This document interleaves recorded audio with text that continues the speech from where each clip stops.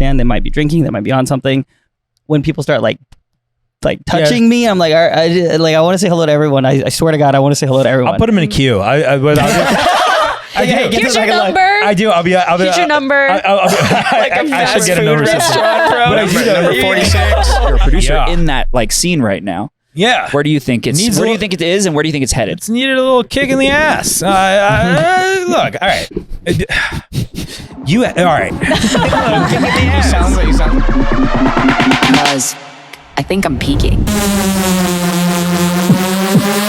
Peaking.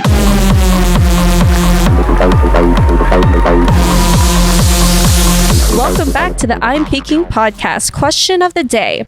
In your opinion, what's the superior bass genre? Oh, superior bass genre. Specifically in bass only. Yes, in your opinion. Oh, how you want to hit me with a loaded question like that? Yeah, this one's extremely loaded. I'm always going to say melodic bass forever and always. I think for me, it is constantly changing because I feel like I'm adapting to music as I'm growing. Because I will say I didn't, at one point in my life, didn't like dubstep. One point in my life, didn't like the walkie wubs and the experimental bass. Right now, I don't know what it's called, but like Tape B, Gorilla T, Levity,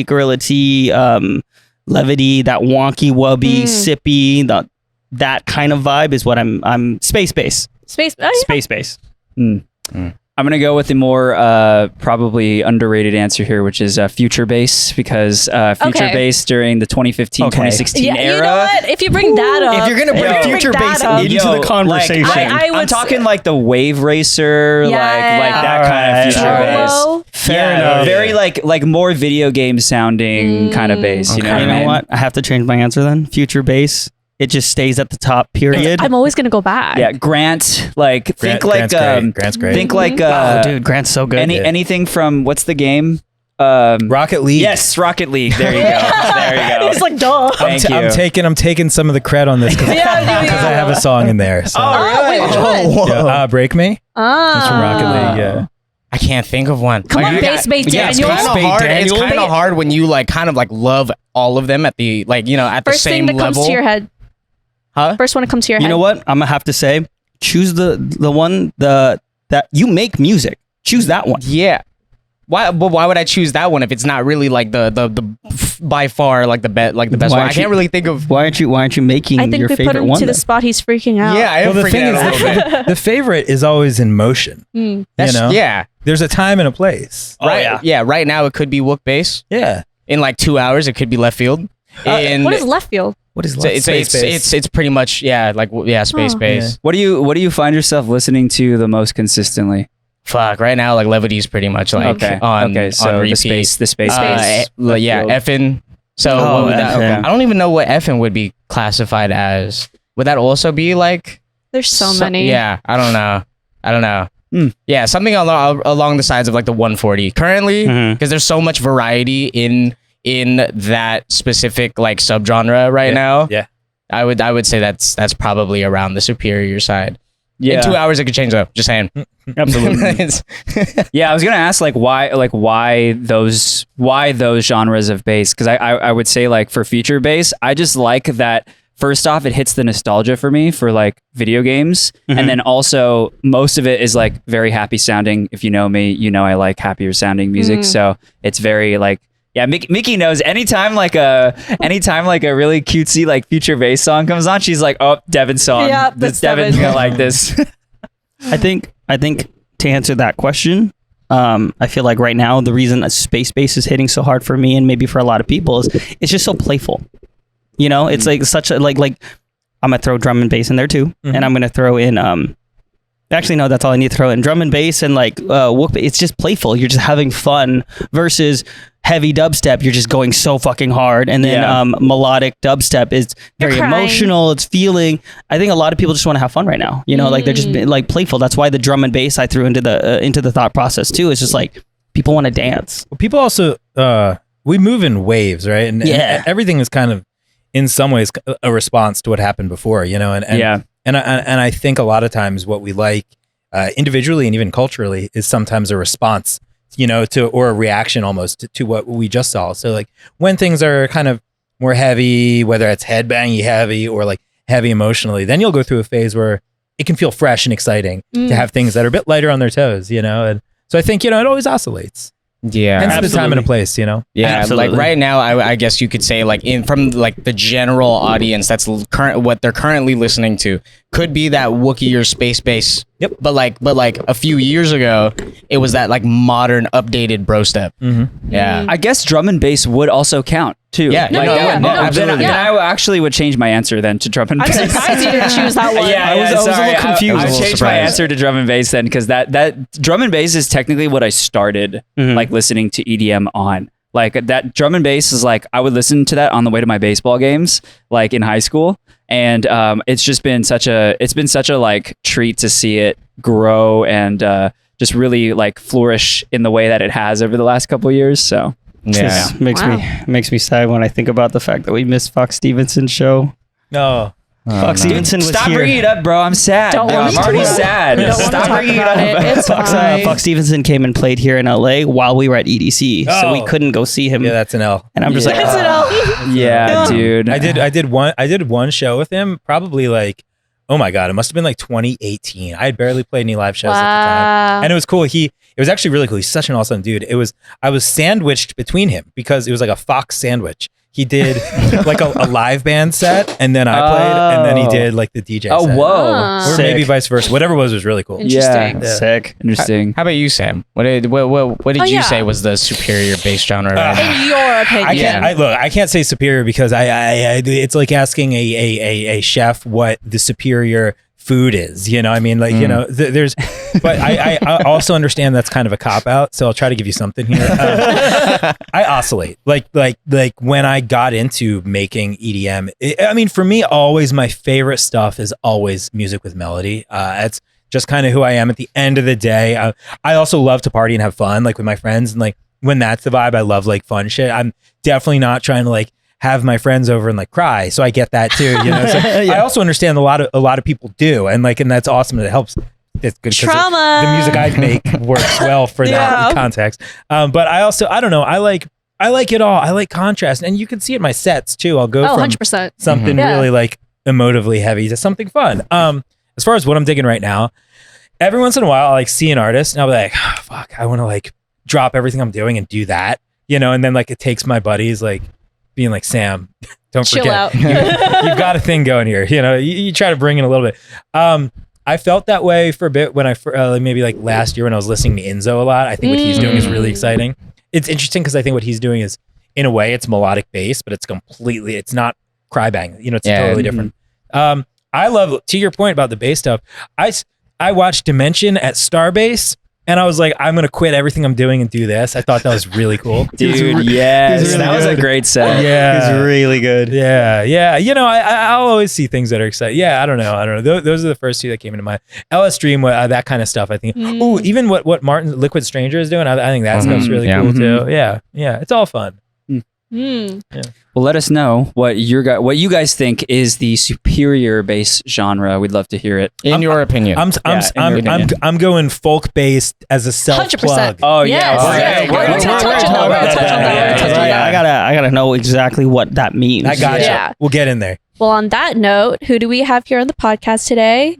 Oh, I am Devin. I'm Mickey, I'm Nand. I am Daniel. and we have a special intro for you, so don't you worry. She's got a special intro for you. Okay. Look at that paragraph. Don't Ooh, that's a forget- fat one. Get real close to that microphone, Mickey. Let's hear you. Today, we have one of the most exciting names in the melodic bass scene right now. Repping Florida, Trivecta brings insane energy with his epic blend of emotional melodies, heavy drops, and killer guitar work. My personal favorite is when you do the Game of Thrones in your set. I'm just biased. He's dropped fire tracks on labels like Ophelia and Monster Cat, teamed up with legends like Seven Lions and Wooli, and continues to level up with every release. If you're into music that hits you in the feels and gets the crowd rocking, Trivecta's your guy. Come on. I want something like that every morning when I get out of bed. You know what? That's some self-affirmation shit right there, bro. Like good morning notes. Oh my God. Self-affirmation. You could just clip that part of the episode. I was just about to say, Send us your alarm. Just play it on loop, like that's your alarm. Yeah, exactly. Your alarm. Yeah, that's actually a really good idea. It's a good way to And wake then add a up. crowd sound on there, like. Somebody's gonna like sleep over and wake up in the morning and say, Sam, what the fuck is the matter? Can I curse? Am I not? Yeah, you can totally curse. They're gonna be, Sam, what the fuck do you do this every day? Don't worry about it. No, how did that happen? You're like, why do you think I'm so happy? Well, we're so excited to have you on the podcast. Thanks. Welcome. We can make this happen. Like a year in the making, right? Yeah. We tried to do this last year, and a hurricane hit Tampa, and I followed your stories when that happened. crazy. It was so fun to watch. Not fun, not fun because you were going through it, but like fun because like you're so entertaining. Mickey. You gotta provide that context before you say it. Like, Sorry. Hurricane in Florida, yeah, it was so fun to watch. Was that the same? Was that the same hurricane where the Floridians were like taking boats and like swimming around in the streets? We that happens every year. Oh, okay. But so every year you get the ones where it's like, oh my God, this is the one that takes Tampa Bay out. But Tampa Bay has like this like in Native American like curse on it. You can look it up that protects us. And this year was the year that it actually kind of hit us. And, like you can see in the Instagram stories. There was one point where I was like trying to like have fun with it. I was like, oh no, I'm getting out of here. It's time to go. Yeah. You know, it reminds me of I know it's not Tampa. It is Orlando. It was the year before that in 23. Yeah. When we went to Forbidden Kingdom, and God, that rain, it was like that downward pour was insane. And I'm like, this happens all the time. Florida It only was like for what, 30 minutes? No, yeah. Dude, yeah. It'll do that and it'll be sunny across the street. Yeah. Florida's like that. That's But yeah, so crazy. the moral of the story is I'm happy to be here as well. Thank you guys for having In me. sunny California. Yeah. Oh, yeah. Starts raining. But yeah, so EDC just happened, and Well, at the time we're shooting this, it just happened. And EDC 2026 already sold out. You know, Crazy. Let's talk about it. I'm not surprised. Totally not surprised that EDC 2026 has sold out, considering it is the 30-year anniversary. And I want to be so clear on this. This is not coming out of my ass. Oh, it could be coming out of my ass. There was an official statement from Insomniac saying, hey, we're not selling any more tickets. We did everything pre-sale only or early festive owl only versus the previous years when they've never actually said we sold out. You know, they would just run out of pre-sale tickets and just be like, cool, we ran out of pre-sale. Is this the first time it's happened? This is the first time ever. You don't think it's a marketing At first I thought so. I'm gonna be so for real. I feel like they might come out again later. I don't know. Because think about it. Then that would mean that like everyone had to buy their ticket literally like right after the festival. Well, if you think just about happened. it, everybody was still on the high. Of No, I know, EDC. but like a lot of people decide like later in the year You're that they right. want to go. you know? However, 30-year anniversary, there's a lot of people who didn't go in the last few years and are only going because it's the 30 years. Can I wager a theory? Yes. Yes. Yes. I like to think they finally brought me on the festival this year. Yeah. And people were like, oh, it can be like this. We have to come back. Yeah. So like, you know, Pasquale and the rest of Yeah, they're like, yes. let's make sure that we Yo, come I'll have back. whatever he's having. If you guys can't attend EDC 2026 because it's sold out, you guys can thank Sam over here. Yes. Thank you, Sam. I will. I'm doing what I can. I'll throw this in there into the pot of questions too. Let's just say hypothetically, it really did sell out. Like really did. They're not doing anymore. Do you think EDC has gotten to a point where it needs to be 2 weekends? And I wanna add on that because in 2014 there was a time Pasquale did say at one point he was like He'd be open to the idea. Oh yeah, I think I saw that in an interview. Yeah, It was like a 2013 interview for the 2014 year. Obviously that didn't happen where we did 2 weekends.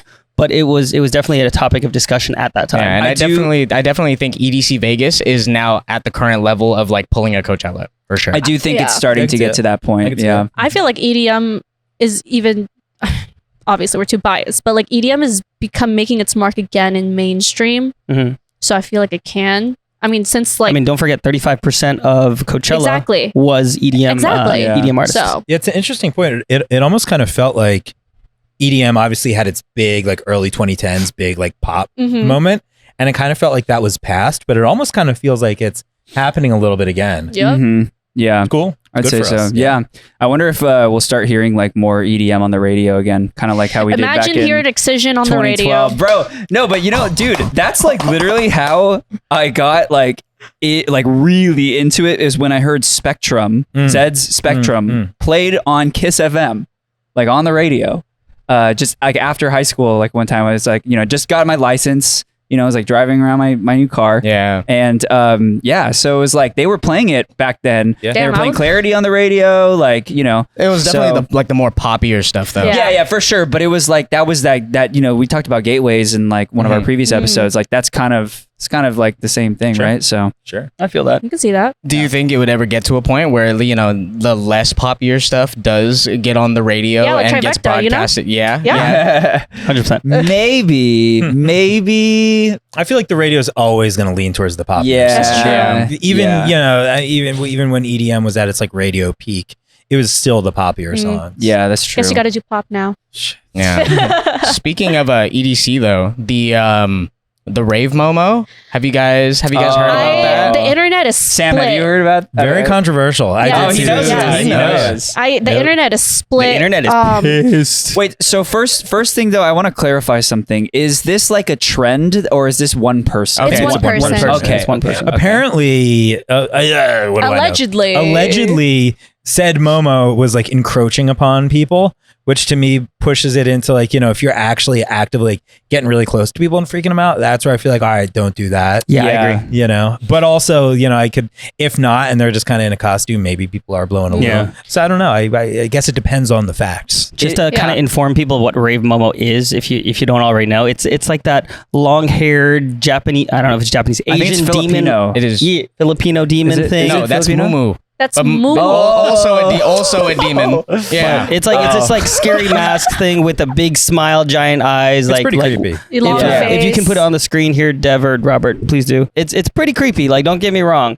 So that being said, having a pretty freaky looking thing, Rave Momo at a festival when a lot of people may or may not be on substances could kind of be not super cool. And I did see a video where like this particular Rave Momo wasn't looking at the stage but looking at other people and getting a little too close. Yeah. So it's like, all right, I understand that, like, you're doing your thing, but you got to be a little bit aware that your outfit is a little disturbing. Mhm. I did hear that they're actually a staple in the underground LA scene. I've heard that too. Yeah. So, Really? a lot of people who attend the LA undergrounds, they're actually very, very familiar with Momo.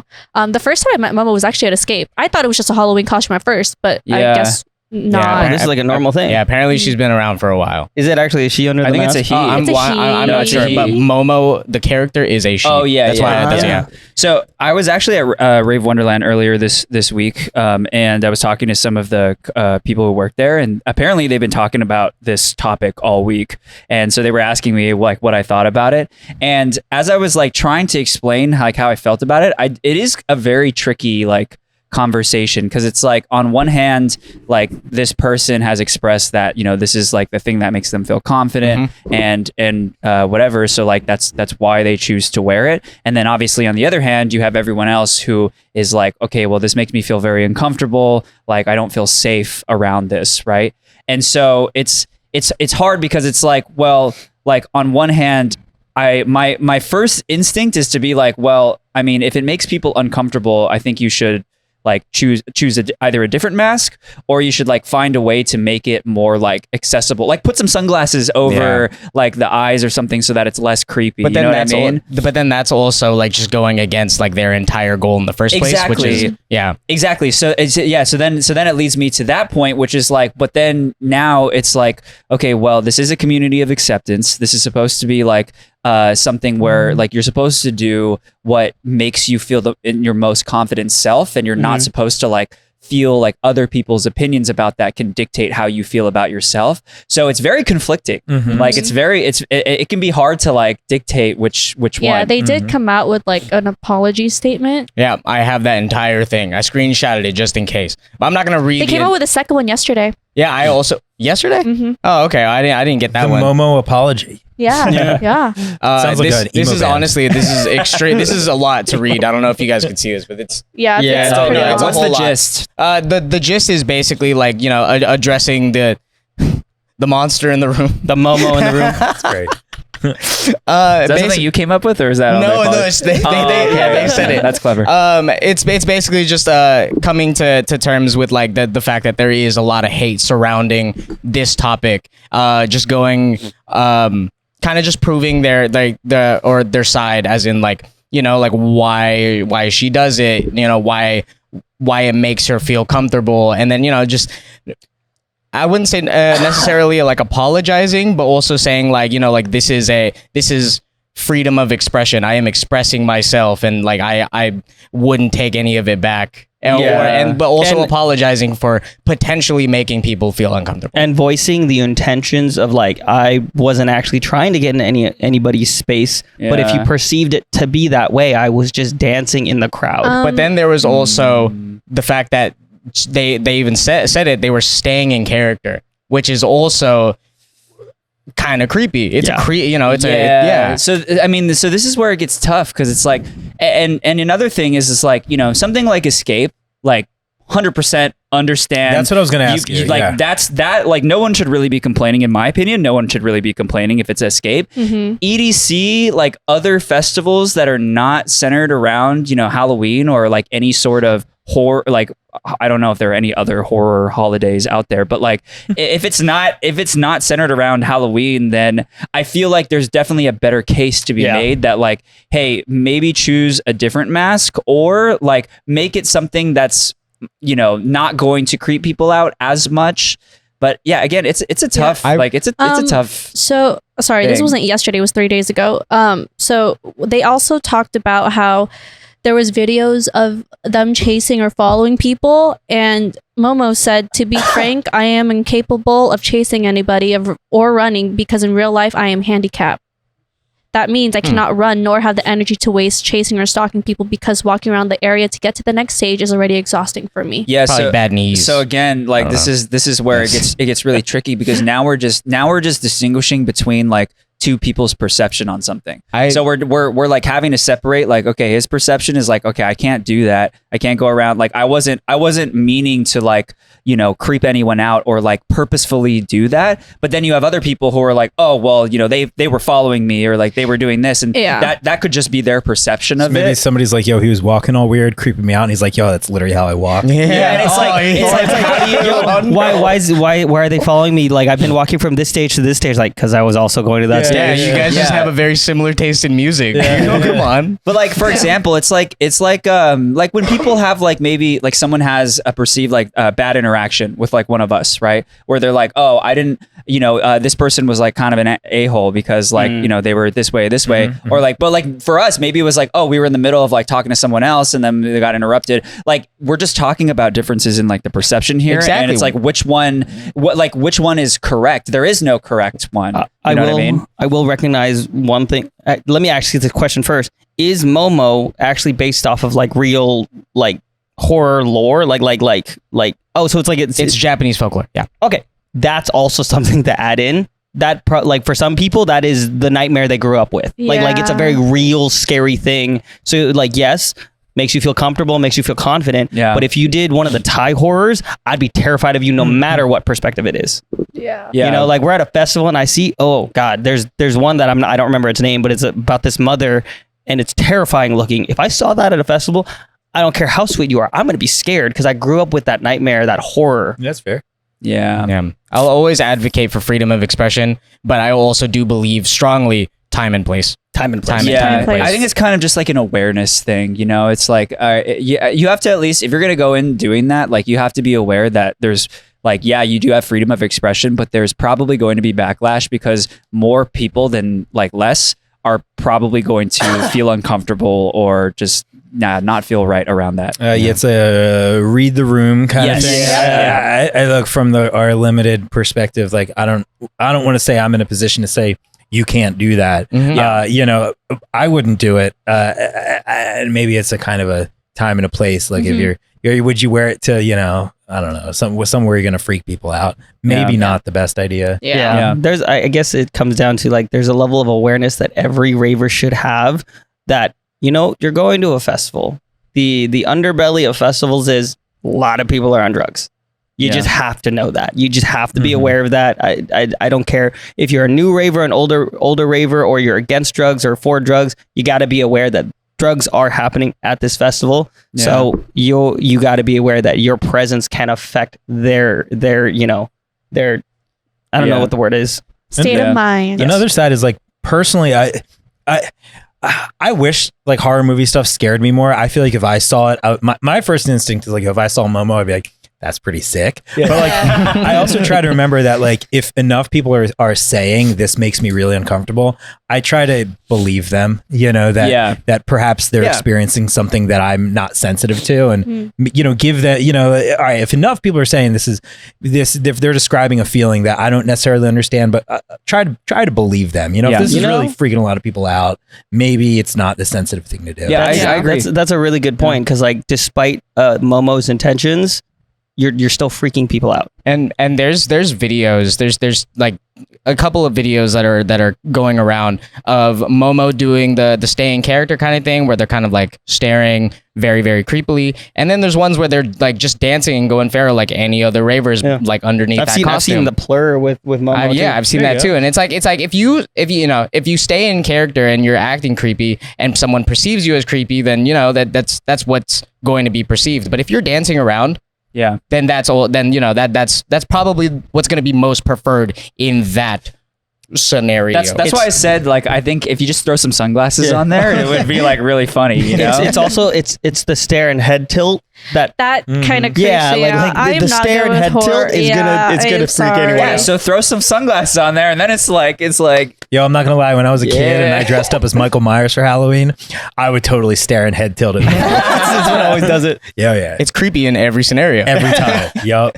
All right. Well, I would say final verdict is I think if the majority of people are saying they have an issue with it, maybe find like a different alternative or something like that. I do get the whole mask and feeling confident thing. Another person who does that is Elohim. Elohim does, she was talking about it when she was on our podcast before, that she wears a mask and it makes her feel confident and everything. It's a very similar thing. So I think that, just maybe like find a different alternative. But yeah, I think being aware time and place. of those things. Still, I will say self-expression is important. And if there is really a strong connection to that particular mask, finding a workaround so you're not freaking people out. That's what I'm saying. Yeah. Sunglasses. Yeah, sunglasses. Sunglasses is great. Just put some sunglasses on there. Or sombrero. I feel like put a sombrero on so funny. Add something to the mask that like makes it like a little bit more like, oh, you know, it's not as bad. Like, you know what I mean? Yeah, Rave Momo, if you're watching this, you could do whatever you want to do. Just know whatever happens, you know, in the future, sombrero could be cool. Dude, a sombrero could be fire. That'd be so funny. Okay, well, I would not I. Well, you would. I mean, would. We would love to listen to a track. Well, it's funny you happen to say that because I happen to have a lot of tracks. A lot of tracks. I have so many tracks. I came prepared with so many tracks, and you guys only want two, but I figured out one or two. Oh, don't worry. You have our email. You could send us the rest of the track. Just out of curiosity, because as of this moment, the Lost Lands lineup has come out, and we know that you are on it. So congratulations on that. Yay! Thank you. Appreciate that. Any of the songs going to be, or of the two songs you're going to show us, are they going to be played there? Yeah. Fuck yeah. Probably at least. Yeah. There will be some form of representation for sure. Hell yeah. Yeah. So let us know about the track a little bit. Okay, I'm gonna play a shortened version of this.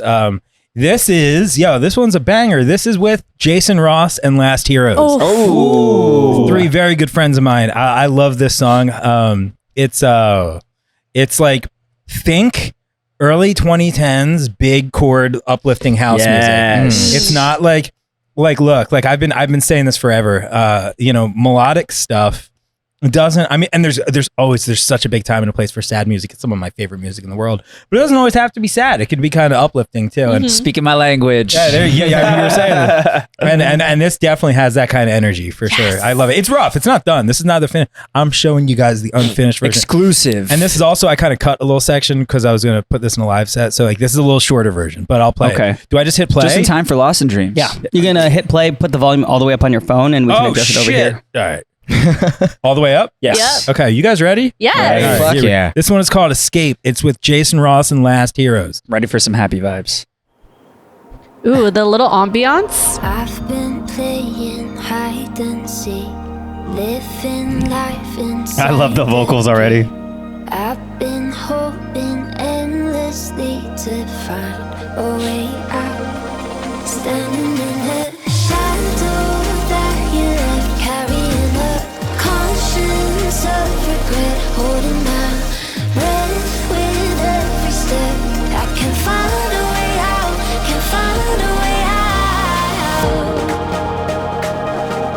it's so playful.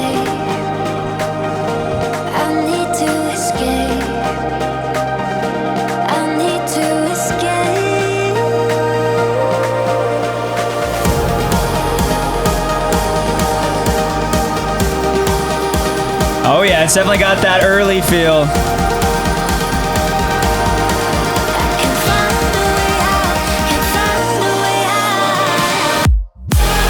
Yeah!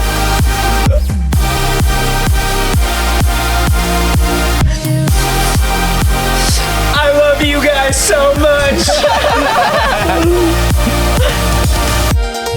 Oh, I love the piano.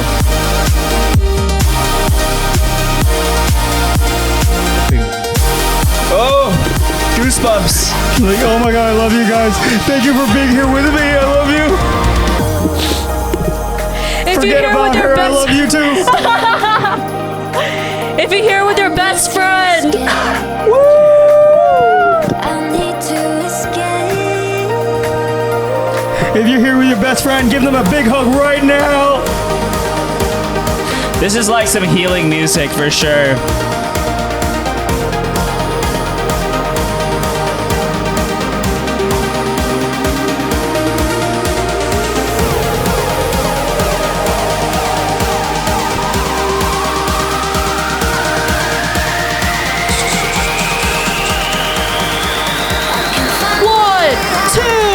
One, two, three, let's go! Fireworks.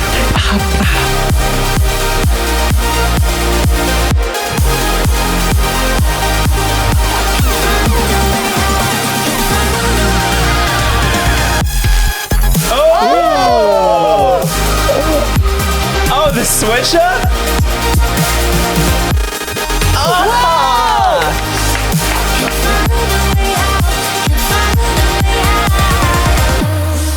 Oh man! Yo, the ending is crazy. That's so good. The switch up. Well done. Oh my God, that was not so good. was not expecting that. Are you crying? My eyes are starting to get watery.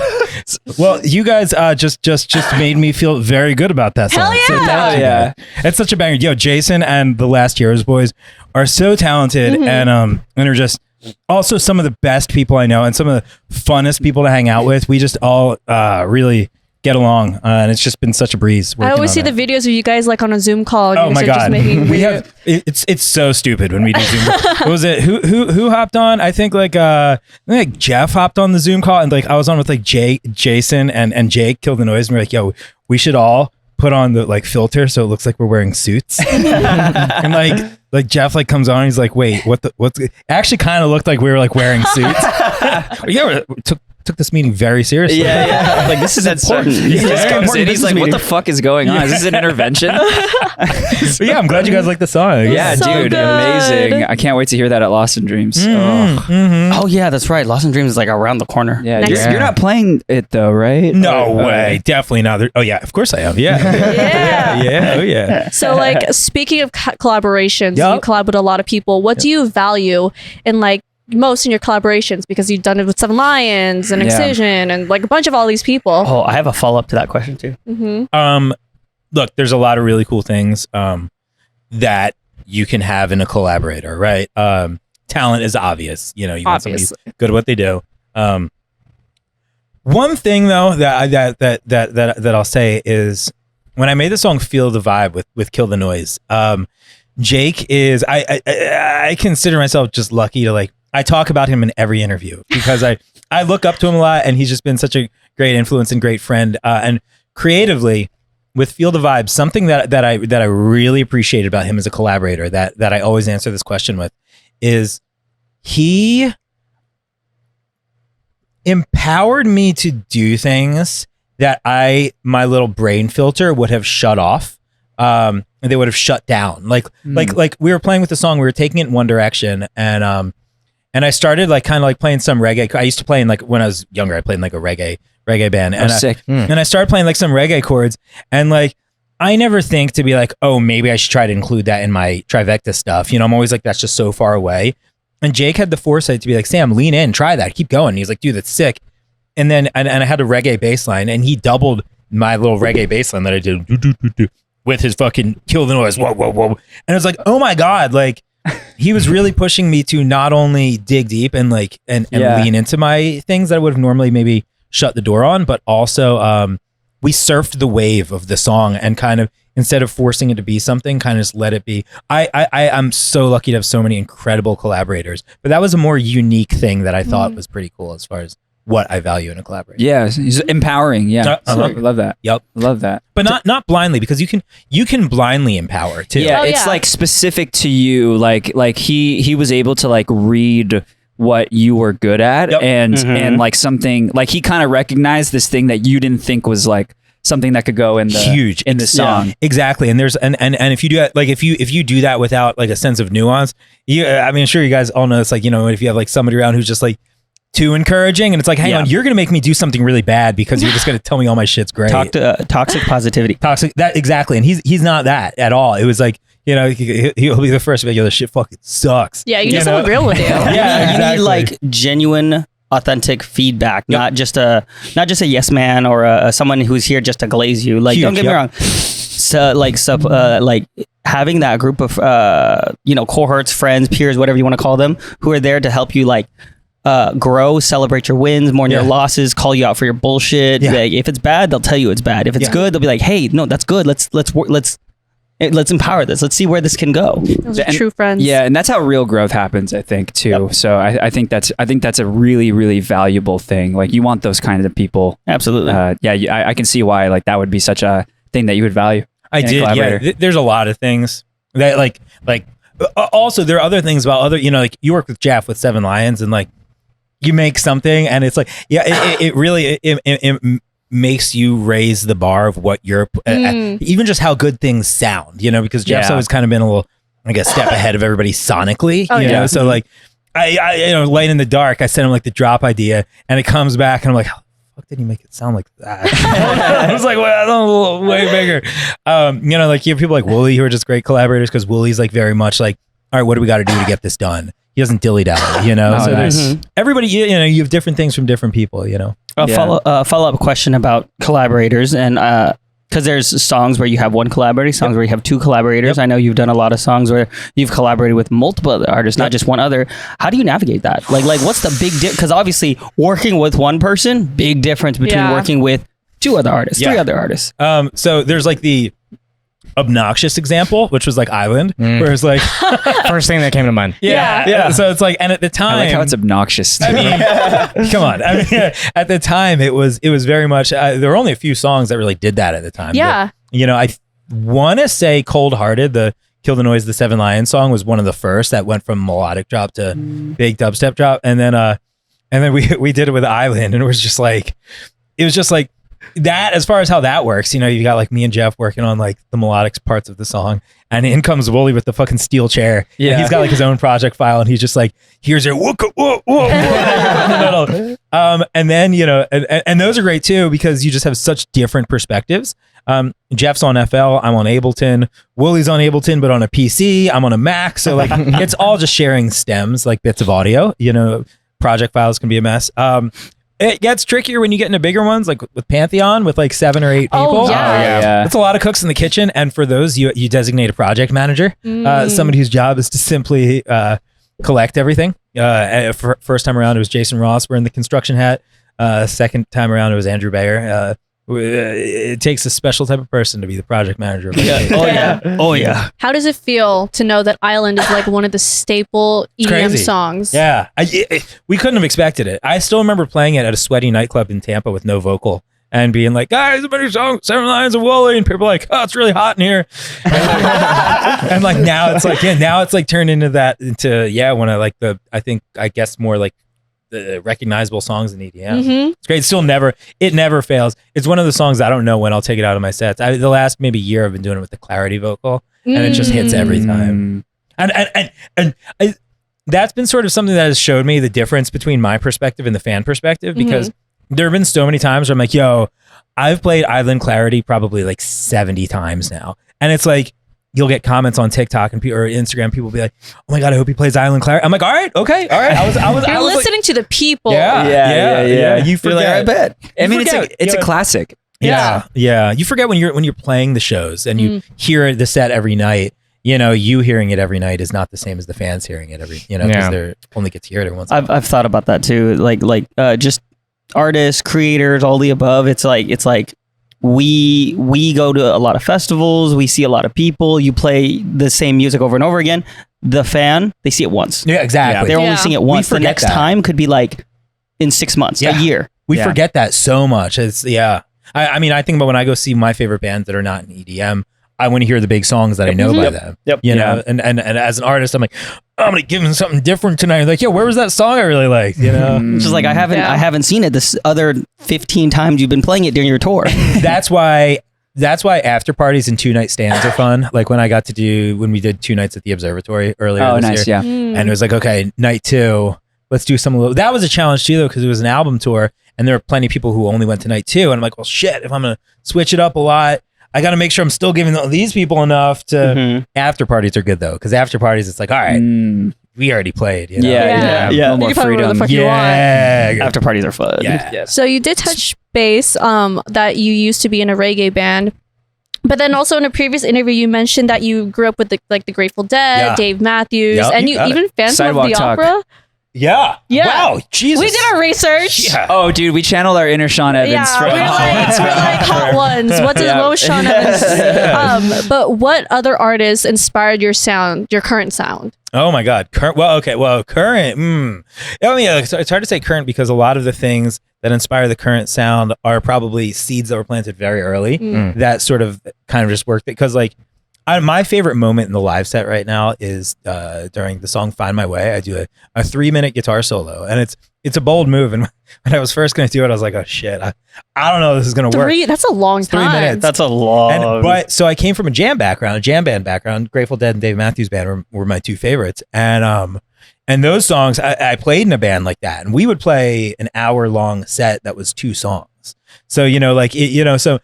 There's an art, and if you do it wrong, it's just noodling. But if you do it right, if you carefully bring a solo up, you can from very small to very big and make it engaging the whole time. You can show people something that they're never going to see anywhere else, and I never see people do it in the jam scene. So I don't know. That's what I try to do with that. And so I think as far as that's probably one of the big things. It's just like that jam band influence. I think, it definitely gives it like a performance aspect that like, all right, I'm not gonna feel and hear this from Spotify. No, Apple Music. Definitely not. And those types of bands, the stuff on Spotify is like, you want to listen to like people are trading tapes of their live albums, and you're like, oh, the 11, 16, 18 version of this song was the one.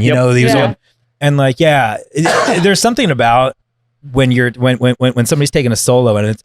And you think, and the energy is building, and you think that's the end. You're like, they can't possibly. And the drummer does some shit. And you're like, oh, and then it goes up again. You're like, oh my God, how did we get here? And it keeps going. I love that. Hell yeah. Yeah, and because I wanted to talk about some of your other influences because we were talking about folk bass earlier. Yes. And that's a really big staple of your sound over the years. And we also saw that like you're influenced by other bands like Mumford & Sons, Monsters and Men. Love Monsters and Men. I was hoping you could speak a little bit more on like where the influence for folk bass came from, like why folk bass? Because to be honest, and like until we even had like our little pre-production meeting to talk about what topics we wanted to do, I had never heard of folk bass before. To add on to that, can you explain what folk bass even is? Because I have no idea. I think there's probably like Last Heroes. I'm trying to think. There really aren't many other artists really doing. Jeff Seven Lions, had a couple songs that were folky influenced too. It came from like I was at a period in late 2010s, probably like 2017, 18, where I was like, all right, what are we doing here? Like, valid question. At the time, everybody who's doing melodic bass music, not everybody, but most of like the notable names, we all kind of came up either trying to do like the Seven Lions thing, doing the Millennium thing, and like when you kind of get to that point where you're in the conversation with those artists, sounding like them stops being appealing, and what starts being more appealing is forging your own lane. So I think the next step artistically is you try to dig deep and say, okay, like what do I like that makes sense to work in here? And look, the music, melodic bass music, it's immersive, it's emotional, it makes you feel things. And I was like, all right, well, I love like indie folk music. I love it. And that kind of music to me is so immersive. When I listen to My Head is an Animal, the Monsters and Men album, I feel like I'm in Iceland, you know, like I feel like things feel vast. Things feel just as immersive as like a trance song, you know? So my thinking was, okay, what if my drops were kind of the same vibe, but during the breakdowns, it was almost like a folk song. That's up my throat. But yeah, that was kind of... It's those nuggets. I had a 20 count just now. That was kind of the thinking, and it's been you know, I don't know, it's been really cool coming up with my own sort of palette with it over the years, you know. And I don't want to alienate people who aren't into folk music, so I don't make my whole brand folk based, but I try to make the EPs and albums, like my actual multi-song projects, be a lot more folk based influence. Than in between I'll do singles and collabs where I just kind of get back into even like your cover arts for like your music. Huge. Good. Oh no, you. It's important, I think, to establish like an identity visually, you know, and I lost so much sleep over it, so that means a lot that you say that. Trying to make sure it feels looks sick. Thank you, I appreciate that. Yeah, it couldn't all just be like fantasy art, you know. Like I wanted to kind of do something a little different with it. Yeah, I really like what you said about like just realizing at a certain point, you know, you can only like, I guess, imitate the artwork that's already out there, like, you know, or the music that's already out there. And at some point you kind of sit down with yourself and you're like, hey, what are we doing here? Like I got to establish my own identity. And that's been like a really big theme for me over the last couple of months is just like, just personal identity. And I think that like a lot of people can really resonate with that, especially people out there who are like, you know, wanting to get into creation or like just trying to find their path in life, honestly. And not like knowing who they are and really having to sit down and ask themselves like, who am I? What am I trying to do? It's huge, right? It's the journey. And so I think that's really cool, like and really inspirational. Like you saying that just really makes me. I don't know, that resonates really well with me. Dude, sick. Yeah, that was the title of my album was Find My Way. You know, for that kind of thing. Yeah, that's cool. What you're saying there. Yeah, thanks, man. Yeah. Did we, Mickey, you wanna? Yeah. So we know that you're very interactive with your fans, and then I also see that every time you play at a festival, you always make it time to meet with your fans. Yeah. So how is that? How do you have that strong connection with them? It's awesome. I love it. It's the coolest thing. I mean, it's. I don't understand. I mean, I guess you know, some people are pretty introverted, so I understand some people not wanting to do it as much. But for me, I mean, it's like I'm making music. I'm getting to do what I love, and I get to play it places, and people fall in love with it and want to tell me that. And I'm like, what? Of course I want to I want to be there for that. It's amazing. I mean, it's isolating sitting in your room working on music all day. And then you play it on stage, but everybody's it's like an abstract mass of humans. You know, like going out and talking to people, that's what's great. You know, I agree with that. It's great. And you hear awesome stories, you get to connect with people. I just think it's the coolest thing. And I feel lucky in melodic bass music, and I think my fan base in particular is so wholesome. It's kind of hard to be like a fan of my music and not be like kind of wholesome to an extent, you know. So yeah, my fans tend to be awesome. I think but it's so, you know, it's really admirable that you legitimately set up like meetups at almost every festival and everything. I was going to ask, like, how is that just maintaining that for each festival? Because I mean, I can speak a little bit on our end. Like, even we get a little anxious when it comes to like setting up meetups all the time, and a lot of times we're so busy with everything else that we don't even think to like come up with meetups until maybe like day before, and people are like messaging us like, hey, are you guys gonna have a meetup? Like, are you guys gonna whatever? Like, you do it consistently. How is that? I could do a better job lately. To your point, it gets challenging, and like lately, some of the ones I haven't done one in the last few because of exactly what you're saying. Like EDC in particular was really tough. Yeah, you know, just anxieties through the roof. Yeah, that, and also just like there was just so many logistics, so many guests to take care of, that family that had to leave at a certain time, so. It's tough. Doing the meetups can be tough, but it's worth it. It's always really cool when they set up. I think the last Lost in Dreams, there was like an Ophelia meetup. Oh, I was there. I was gonna say, I feel like I saw you there. I was there. Yeah, I was gonna say that was ringing a bell there. Yeah, and that was awesome because I didn't have to organize it. I just had to show up. Amazing. There's one time we were at the Ember Shores. I like a meetup started like impromptu. and I was by myself. I didn't have anybody with me. I was like just on my own, and like I was having great, and it was a great time. And then like somebody gave me a joint, and I like, hit the joint, and I was like, and then like after like 20 minutes, I like realized it was like really hot. I was like surrounded by people, and like it was not getting any smaller. Like it was and I was like, oh my god, the walls are closing. Like, oh no. Yeah, that was the only time I actually felt like anxious during a meetup. But yeah, it's usually that's so real. Yeah. That's so real. Yeah. So maybe that's what we need to do, guys. We just need to have maybe we have Cass organize our meetups for us. Just walk on up and leave when you're done. You know. To be fair, I feel like also because you do them so consistently, it's like you don't get an overwhelming amount of people every single time. Yeah. We do it so far and few between that like anytime we do a meetup, anyone who's like wanted to come say hello, they finally have the opportunity. This and they're is like, their shot. Exactly. So it can get kind of overwhelming. Like, you guys are also really cool, so I understand why people would want to thanks. come. Thank you, man. You're cooler. Oh, you're glazing us? Are you glazing us? I'll take it. Next meetup, y'all gonna find me. I'm gonna be like, yo, what's up? There's gonna be a Trivecta meetup inside the I'm Peaking meetup line, dude. Collab meetup, bro. Meetupception. That's like exhibit, right? He's like, we heard you like meetup, so we put a meetup in your meetup. Oh my god, that sounded like meetup control, like crowd control, meetup control.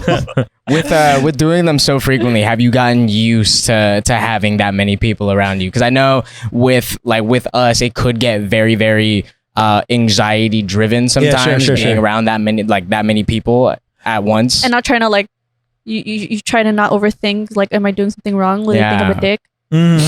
Yeah, I mean, it's a muscle that you learn how to work. You know, especially after a set. After a show, like, okay, here's the one thing I do try to do. Whenever I do a headline show, when there's like a good space to do it, when I get off stage, I'll try to go take pictures with whoever I can. That's easy because I just got done playing the adrenaline's high. I'm like, yo, what's up? This is easy, you know? Those times it's hard, but every once in a while you're like, ah, shit, maybe I said the wrong thing there, you know. But you get into a flow and it gets pretty easy. Yeah. I think the biggest issue that I've had with like doing meetups and whatnot is like, it was at Lost in Dreams last year. Too many people were coming up, and I'd be talking to someone, and then someone's like kind of like pulling my shoulder to talk to them, and then it just feels like I'm brushing this person off or brushing that person off, and then it's just like, all right, some people I fully understand they might be drinking, they might be on something. When people start like touching me, I'm like, all right, I want to say hello to everyone. I swear to God, I want to say hello to everyone. I'll put them in a queue. Here's your number. I do. I'll be. Here's your number. I should get a number. Number 46. Number 42. I'll do a good bit of like, I got you next. All right, you know, this kind of thing. You know, it's like, okay, no, she's been waiting. Hang on. All right, you can that's kind of genius, honestly. Take a number. Yeah. Sometimes, I know I have a resting bitch face. I'm so sorry. And then later. I've seen it. It's true. Yeah, I'm sorry. And then like after a festival or something, I would get like I see DM saying, "Oh, I wanted to say hi, but you looked busy." And I'm like, I swear. We get that all the time. I'm like, I'm so sorry. Like I'm happy. I just have a resting bitch. I'll smile more. I don't get comments for resting bitch face. I get comments of you looked stressed. So I didn't. But and to be fair, always you stressed. are always you're like the Hulk, except instead of always angry, you're always stressed. Yeah, but like I have instead of getting big and green, he crawls into a hole. Or he just starts getting. No. Here's the thing. The thing is, I usually have a smile on my face, but the thing is, I also have like crippling ADHD and also anxiety and stress. So my eyes are always like. My eyes are always just on. I think it's a certain superpower. Yeah, no, it is. Yeah.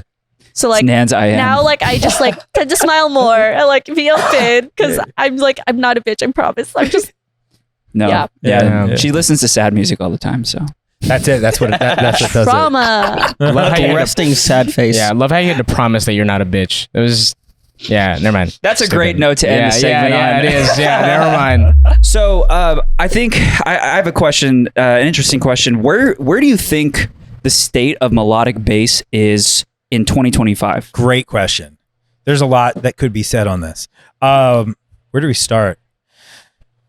I can give you some like added context to that because I feel like melodic bass has been, it's been like ever present throughout the years. Ever since when was it like really flourishing? Like 2019, 2014. Oh, 2014. Well, that's when it like started, but like it's been like going pretty strong. I would say throughout the years. 2016. Yeah, but you're late 2018, 2019 is when it really popped off. Would you guys say like it's different from the golden era?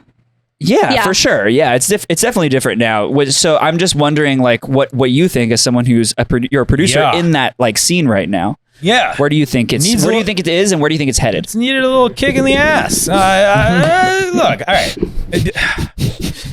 All right. He sounds like he's got to leave the nest. A lot of thoughts here. It's like an uncle talking to his nephew. Oh, listen here. Melodic bass is like it's in like a. I don't want to say like a perilous position, but like it had its big moment. Yeah. And then you had a lot, if I'm going to be like totally blunt here. Yeah. You had a lot of like kind of shitty melodic bass that came out that like, I don't want to say shitty. It's so bad. It's such a bad look. I feel like I'm being such a hater, but like, but there's just like, it's valid. There's just a lot. I feel like when melodic bass got really big, like anything that gets really big, you have, that helps a lot because it gets really popular and it brings a bunch of new eyes to the genre, and you have really talented people making a lot of really incredible stuff with it. But it also gets watered down to an extent, and you have a lot of people. I 100% agree. And all starts kind of sounding the same. That's a huge part. Mm-hmm. And also one thing melodic bass has going against it is that house music, dubstep, drum and bass, there's a danceable, recognizable drum pattern that like if you don't know the song, house music, you can just kind of go. Yeah. You can vibe. All right, cool. I can just fucking, that dubstep, you can headbang. Melodic bass is kind of like, if you don't know the song, you're kind of like, all right, like I don't know the words to this. Yeah, you're kind of just awkwardly swaying. And then like the drop comes in and it's like, it's not overly dancey. There are a few acts, there are not all that many, but there are a handful that I think have a better grasp on keeping the pace up. There's also even the structure of melodic bass songs gives it trouble. You guys know it. There's so many songs that like you build, drops like 8 seconds long, and then like the song like restarts, and it's kind of like, where's the flow here? And so like I feel like it's had all those things, and then it also gets the trope for just being all sad all the time. And so so I feel like and I love sad music. I mean you can listen to my discography. It's more sad than happy, but like there's nuance to sad, and it doesn't always need to always be that, and I think what melodic bass has needed and it's still getting it, but it will continue to need is like creativity and ways of making it exciting again. And like I said, I try to like look for what acts are doing things that are melodic and also bass. Melodic bass doesn't have to be the same formula. I mentioned Enzo earlier because he is bass music with a lot of melody, and it's immersive, and it's like it's and I'm like, cool. That's a really neat take on the genre, and like, that's kind of what I was trying to do when I was bringing folk into it. It was kind of like, hey, like, are there some other spins we can put on this, and totally. I think, and even like, some of the, like the thing I just did with Blastoise and Amity, it was, I love that one. Thank you so much. Thank you. And that was like psytrance and melodic bass, but the psytrance influenced the melodic bass's pacing, which made it feel kind of like more upbeat to me. And also I tried to work in a little more of the kind of exciting like wubby sound design you're hearing with those levities, those tape Bs, and those kinds of guys. Like, think like, okay, I think it's important to maybe develop your skill set outside of the standard melodic bass sounds that we've heard for the last 8 or 9 years or whatever, and learn and try to come up with clever ways of working that in and doing fresh takes on the genre. Maybe a song that's kind of bopping along, cuts in half for melodic bass, like that one I just showed you guys, like, so, just fun different ways. Maybe you're pulling a little bit of this genre in, a little bit of that genre. I don't think making the same cry bangers at 150 BPM with the same chord structure and the same style of vocal is the way, unless it's a really good song. You can still do it. And you know what? Here's me being all like opinionated about how to make it fresh, but then again, I'll put out a song that is like standard, like 2017 melodic bass, and somebody's gonna be like, yes, this is like the Trivecta I fell in love with. So like, and that's totally valid because I know the bands I listen to. I don't necessarily always want them to reinvent the wheel. I want them to do what they did. Yeah. So like, there's something to be said for that as well. So I don't know, my course of action personally, I'm just one guy, but my course of action is always kind of try to innovate, but also be throwing your fans things to kind of keep them, keep them engaged. Fans, who fell in love with a certain thing, variety. And also, remember that everything's easier when the wind is at your sails. Like it's easier to be doom and sail gloom. away.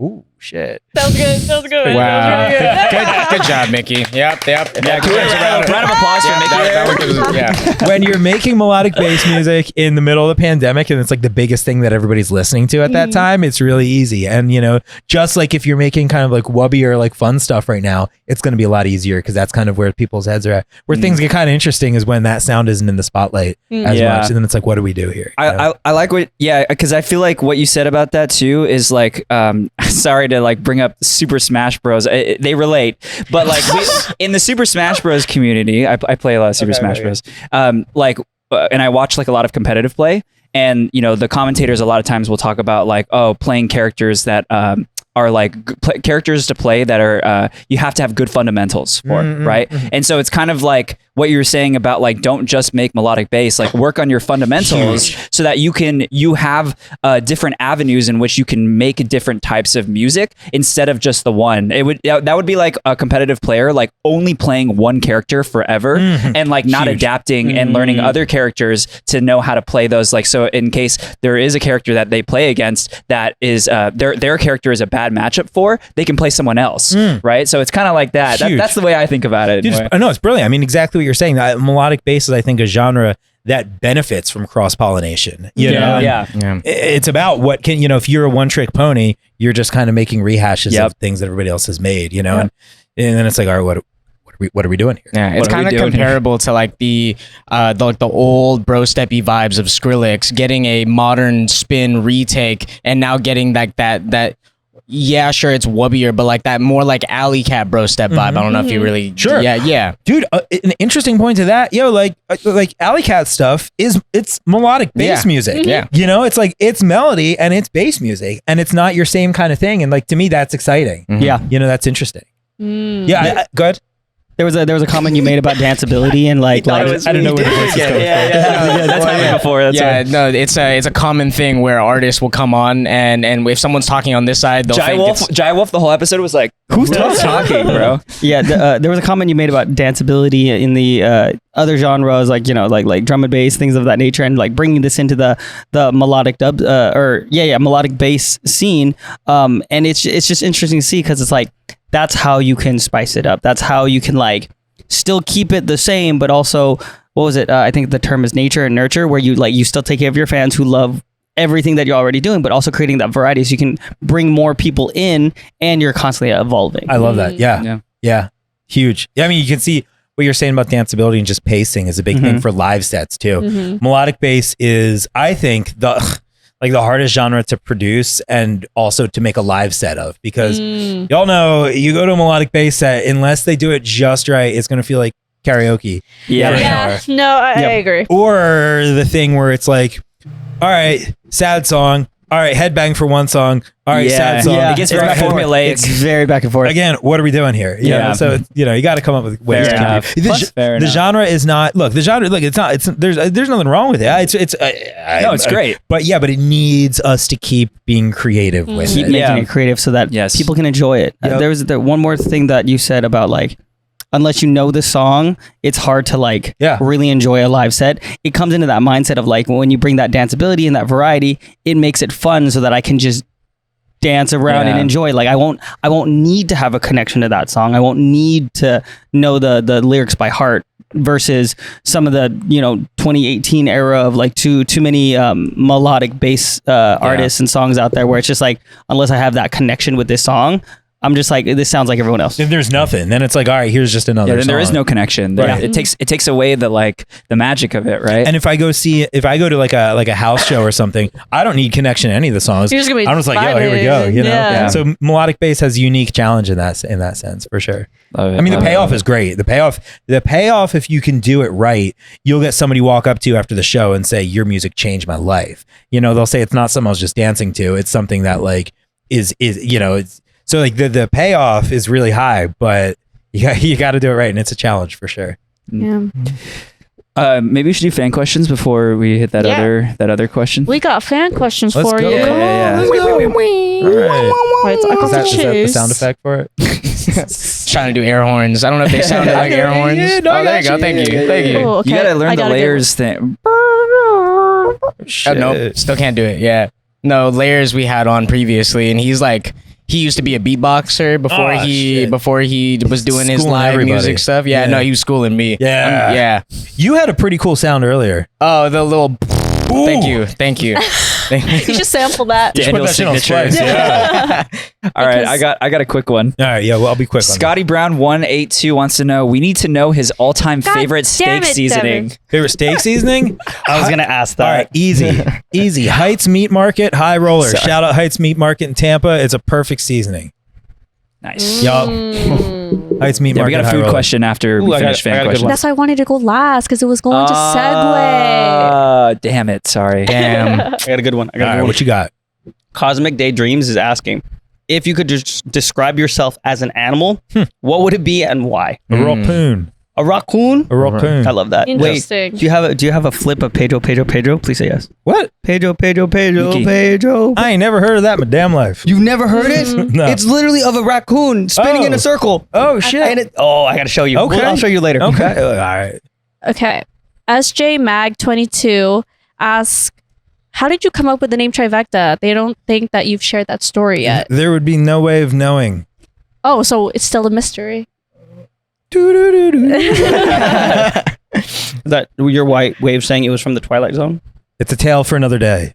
Oh. So the people are just gonna have Damn, to wait. he's holding out on the lore, Yeah. bro. Yup. There must be a I big feel like when you payoff. retire, that's when you're going to reveal why Trivecta. Maybe there's a dead man switch. You know, when I die, the secret gets revealed. Ah, interesting. Okay. Jessica is asking, do you think AI could replace music producers in the future? Oh my that's a God. good All question. right. I hate the AI. I hate that it's all right. Look, it's helpful for a lot of things. The idea of it replacing artists is one of my least favorite things. And I feel so lucky. I feel like if I got in a lot of ways, I feel like I got in before the door slammed behind me, like in a bunch of different respects. But one of them is like, man, trying to come up, I'm watching how this thing is going and I'm only seeing glimpses of it. And I don't know. It seems pretty bleak, the AI music thing. I think we need to find a way to clamp down on it. I love the idea that AI can help us with things that it needs to help us with. I do not like the idea of it replacing human creativity. I think that's one of the things we have that makes us distinctly human. Yeah. I hope my thinking is there are a few more productive thoughts on this that aren't like just whatever doom and gloom. Look, it puts us in a position where maybe now more than ever, people will be craving human interaction with their favorite artists, whether that be more personal insights in their life on social media or just more gratifying real life experiences, whether that be at shows, meetups, whatever. I think that, that's the one thing I would say that an AI can't do, but I know the whole like Hatsune Miku thing where there's like the Vocaloid thing. It's like, so, look, all I can do is cling on to what I've got and who I am. And like I said, I'm grateful that I'm not trying to like just get into this now. Yeah. It makes me happy that that I've at least had some level of success before the AI overlords come after us. Because at the same time, AI, as much as it could be very, very productive for you and help you with your productivity, it's also kind of a crutch. Because at the same time, you're also relying on AI so much to the point where you're not doing anything for yourself. Yeah. I mean, look, I see people that say the whole thing, like there are communities of people that are making AI music and they're like putting the prompts in. And I understand that there's an art to and a practice to like learning how to talk to these machines and like and tell them what you want them to do and create something with that. But but realistically, I don't care if this comes off as like snarky or anything like that, but to like say that you're like an artist in that sense and try to compare it to somebody who's actually sitting down and like writing and recording music. And I also there's no comparison. There's not, and I understand the argument. There's the argument. You can see the thing about it's the same argument people have about using samples, where it goes back to, okay, well, did you make your own drum sound? Did you skin the goat to make the drum? Like, all right, and I understand, like, if you follow that through to its conclusion, it's like nothing's original, but you got to draw the line somewhere. If you're telling machine, make this more jazzy, and it makes it more jazzy, you're like, good, release it, versus, to me, I don't know, everybody's got their thing. It's not for me, though. I feel like although like there's a chance that AI might be taking over music and all that. I feel like that there's actually really no chance if you think about it, because part of music is the live performance aspect of it and connecting with what the artist is trying to say. Like, sure. So that being said, it's kind of like, you know, if there was a full AI artist and it's doing all the work, like, all right, cool, I want to go see a show. I don't know why I feel like I'm just not going to connect with it once I know this was not a person. This is not a story. There's no emotional expression that someone, you know, went through to create this for me to either have a good time or be sad or be happy or whatever. So I feel like the humanity of it is why we enjoy music in the first place. That's why art is even enjoyable in the first place, is because of that humanity that's in it. Yeah, I'd agree. And I would say, unless it's something like you're using AI to change like your voice or something, like, so for example, Porter Robinson has like changed his voice or used some sort of like sound effect. Yeah, I don't know if it's AI related, but like, I mean, it could be, right? Like, it could. I know a lot of artists who will put their own vocals in there and then they'll use AI to like change it. I think depending on the context of the song, like I think that can be, there's room to say that can be allowed. You know what I mean? But I was just gonna say, if it's doing everything for you though, then I would say that's a problem. Yeah, you lose the humanity. That's what I was gonna say. I think there's a difference between, you know, somebody who's already an artist doing cool stuff already, who uses this new tool as a way to maybe elevate their art in a way. But yeah, I think that's different than somebody who's hopping in and is like, hey, well, make me this song in this style. Blah, blah, blah. I'm going to upload on Spotify, wear a mask, and say I'm like a, you know. Yeah. Also, to your point about people, you know, wanting that human experience, like we were saying earlier about genres and how they ebb and flow. It's always people, you know, we move culturally and individually as like, you know, a response to things. So like, look, shiny new toy, AI, you go see like a robot playing a cello. Okay, really cool, shiny, wow, cool. But then after X amount of time though, I think people ultimately will start to crave the other thing, which is that human interaction. Yeah. So, you know, wait out the storm, right? We'll see. Yeah. Sail away. We will. Sail away. Do we have another question? Because I actually found another one. I won't go that long on the next one. Yeah, we do have one that we're all just curious. If you had your own festival food vendor, what would you have? All right. Here's the thing. He's prepping. No. There's a bunch of different. Am I making food that I would want to eat? Okay. Of course. Okay. It's specifically like at a festival. Okay. Wait. Like a music festival or food festival? No, music festival. Two different things. Music festival. You have your own music festival stand. Think EDC. Yeah, they give you your own food stand. Okay, what are you making? So my favorite food, the thing that always stands the test of time, is going to be boneless buffalo wings or buffalo wings. Just buffalo wings in general are kind of like my go-to. You're probably not trying to get sauce all over your face at the festival, so that's why I'm thinking boneless. However, you also don't necessarily need to be walking around with a belly full of hot sauce at a music festival, especially if you're traveling the next day. My thinking is maybe there would be, I don't know, what about, you guys ever see sushi burritos? There's like sushi hand rolls at a festival. You have? Oh, at a festival? Not at a festival, no. I don't think so. What about hand rolls at a festival? No, what if like you're at Coachella? Coachella. Oh yeah, Coachella. Yeah. What if like, you know, you could roll up and get some get something good too? What if I wanted like some uni? You know, something crazy. What if I wanted some salmon roe? You know, I feel like that would be cool at a festival. Aside from that, I'd probably do a Philly cheesesteak. Ooh. I was actually thinking steak sandwiches. My dog. Yeah. Oh yeah, I know. We need to cook. We're gonna cooking collab sometime. That'd be so fun. Cooking show, we're gonna do a workout too. Yeah, it's gonna be right now. Yeah. We're gonna put it all together. You got to do a pop up. You got to do a cookie show and work out all at the same time. I'm actually gonna hold you up on that because that sounds really fun. Next LA show. I just came up with a name that could possibly be used. Trivecta tri-tip or something like that. I don't know. Using probably not my best. It's not bad. It's in the ballpark. There you go. I know it's not the same as a steak sandwich, but you know, I do love a tri-tip. Okay, cool. West Coast thing. Harder to get on the East Coast. Shout out Heights Meat Market with the high roller seasoning. They got the tri-tip. Anyway, carry on. Jaunt Womany with 2 N's wants to know what non-musical inspirations influence your sound the most. So like books, places, people. Ooh. And it's Juan Too Many. Non-musical. Honestly, like art, like visual art of what you were saying earlier about like my album art. When I see pictures like that, like mystical. I was gonna say misty. You got the first syllable. Yeah, like misty, like almost Pacific Northwest vibey trees and Twilight mountains and if you look at the cover art of like Alaska from my album, like that kind of shit, like that. Seeing pictures like that, I'll be like browsing my phone, I'll see something like that, I'll be like, I need to make a song that sounds like that. I love that. Yeah, I can see you just playing at every camp festival now. Like, yeah. Campfire vibes. That's it. Yeah, y'all want to hear some shit that Wooli and I are working on? Yeah, let's go. This is also unfinished. This is with Wooli. We have, I don't know if you guys heard about this. We have a side project that we're working on. And as of right now, it's called. My headphones in my way.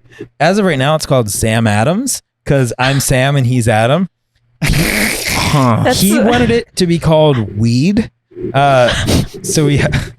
I'm gonna say Sam Adams is better. I think you made a pretty good compromise. I much prefer Sam Adams. He said weed was a playoff of Creed, and I was like, well, weed is also already a word. So anyway, this is it's like funky, fun stuff. So here's one. I was stuck between two, but I like this one a lot. I think you guys need to do like a remix of like our national anthem or something. It sounds like a freaking founding fathers. Sam Adams. Okay, ready? All right, you want to hear it? This is "Kiss the Sky." Let's get it. All right, check it out. It's not done. It'll probably change. But okay. Here we go. I'm so excited.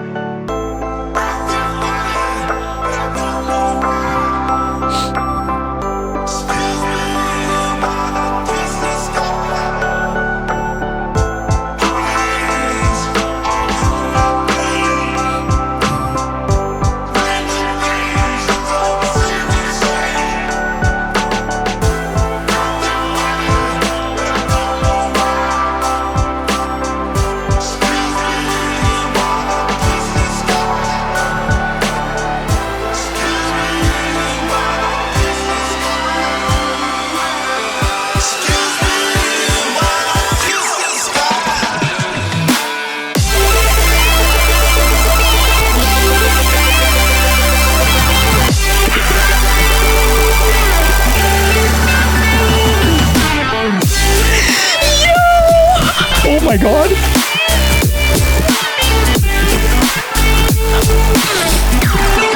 Oh yeah, they're obsessed.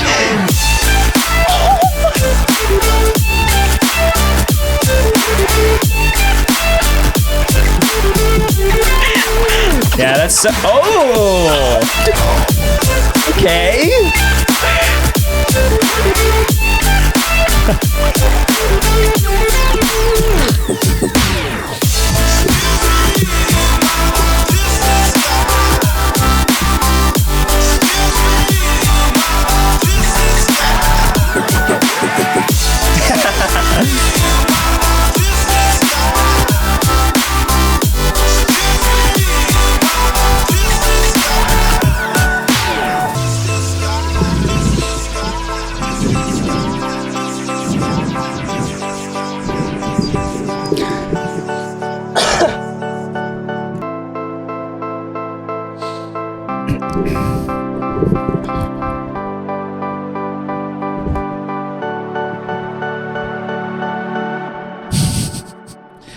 Sick. Oh my god. Sick. It's okay. It's fun? totally like, I mean, you should send me that song so I can hear it again. Maybe like there's another one. I was between that and another one. I can send you guys the other one later if you want. I'm like legit. we can listen to that in the speechless. bonus. We can also listen to that in the bonus. I got other shit I got to promote too. There's another one with Big Gigantic that's a lot of fun. That's like saxophone. Yeah, come on, we stay cooking. I think when you and Wooli do Sam Adams, you need to dress up as founding fathers. Yeah, I feel like that might be misconstrued as too political. Oh, don't do that. You're getting too. Yeah, come on, Mickey. Sorry. They're gonna be like, know the age we live in. I'm just kidding. That's fun, right? Isn't that song fun? No, it was amazing. Dude, I don't know what to say. The fact that we were told to like keep it down right before that makes me so upset because I wanted to be loud and like get excited. Yeah, I don't know if you heard my little squeals. I was like, that's not part of the song. The second it started, I was like, oh yeah, those two over there, they like this shit. That's the shit they like. Yeah, and that's melodic and it's bass music. That was wonderful. That was so good. It's a really good mix. It's a really good mix down here. Right? We could do fresh stuff with melodic bass. It was a good blend of it too, where it was working together versus back and forth. Right. When you hear Trivecta Wooli collab, there are definitely people who probably expect us to do the whole cry then headbang thing. It's like, no, we can do more. That's Love beautiful. Thank That you. was I'm so glad. I'm so glad. It's a great note to end the episode on. Yeah, thanks guys. One question. This is a completely separate project from Trivecta and Wooli. Like it's gonna have its own. I don't think we're gonna do the whole like new Instagram, new this kind of stuff. I think we'll probably just keep it. We'll see how it goes. My first instinct is we'll probably still roll it out as like Wooli and Trivecta present Sam Adams, maybe. Cool. Maybe call the EP Sam Adams Volume 1. I don't know. We butt heads about how we want to like make it work, and that's how we always work. And eventually something shakes out and we come up with a decision. Love it. Yeah, it's my boy. Yeah, I'm very excited for that. Thanks, guys. Well, let everyone know what you got coming up. Shows, releases. This is going to air on June 18th. So whatever you got coming up around then, let the people know. Tons. By this time, I guess I can say it now. By this time, my Mike Posner remix will have just come out that I had to come up with in a week, which I'd never done before. So that'll be out. What else? There will be that Jason Ross Last Heroes one. There's the Wooli Sam Adams. I'm gonna have a bunch of solo tunes coming out as well. There's a Liquid Stranger one. There's a bunch of weird. There's another Seven Lions with Ensiferum, who's my favorite band these days. Viking metal. Ooh. Got all sorts of really, really cool stuff in the pipeline. So yeah, spoiled. There's a lot. We're in festival season now, so a bunch of festivals and cool one-offs and stuff. I feel like we're getting spoiled this summer. Like it's great because I did the whole like I'm trying to keep my voice down. I did the whole album tour last year, which was so gratifying, but also it's so nice to like now like be like, all right, I'm done pushing an album and trying to get this narrative out. Let's have fun for like festival season. It's fun. Well, thank you guys so much for making it this far. We do, by the way, have a Patreon. If you're looking for the best way to support us, go check out the Patreon. We have bonus episodes, which we're going to go shoot one right after this and listen to some music, maybe talk about some other topics. But yeah, go and check that out. We got exclusive playlists on there, early access to episodes. So yeah, we appreciate you guys for sticking this far. Also, huge shout out to our sponsors, being our BoomBoom nasal sticks, scented nasal sticks to use at your next festival to help with congestion, to help with anxiety, to help with energy boosting. Because we finally got double-sided tape so that those fuckers don't fall off. I will leave it be. No, you can take it off. Just put it back. Yeah, just put it back. Yeah, there we go. I just got back from LIB, so I'm like super congested. But Yeah. Maybe clean that one after. Clean that one after you use it. Can I just take it home? Yeah, you can just take it home. Yeah. Thank you. So definitely go and check out BoomBoom. We do have a code. I'm peeking if you buy one on the website, or you can go over to TikTok Shop over on our TikTok to go pick one up. Big shout out also to ClutchLoop, phone tethers. Make sure you get one for your next festival so that your phone doesn't get stolen. Very, very important. And take it away, Nan. Smash that notification bell, like, comment, leave a comment of who you'd like to see next. Share the video, tell your friends, tell your mom, tell your dad, and then also go check out our Patreon. We'll see you over there, and if not, we'll see you in 2 weeks. Bye. Bye guys. Doodles.